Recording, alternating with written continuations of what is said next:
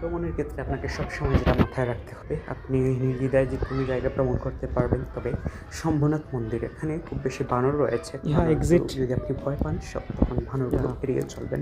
Otherwise আপনি দেখে শুনে হাঁটলে অনেক কিছু দেখতে পারবেন। তাদের পুরাতন অনেক কারুকাজ খচিত জিনিস রয়েছে এবং খুব ঐতিহ্যবোধে তারা খুব লালন করে এসব জিনিসপাতি, এবং বিভিন্ন ধরনের জিনিসে রয়েছে তাদের ঐতিহ্যবাহী ছোঁয়া এবং তাদের পূর্বপুরুষের ব্যবহারকৃত জিনিস।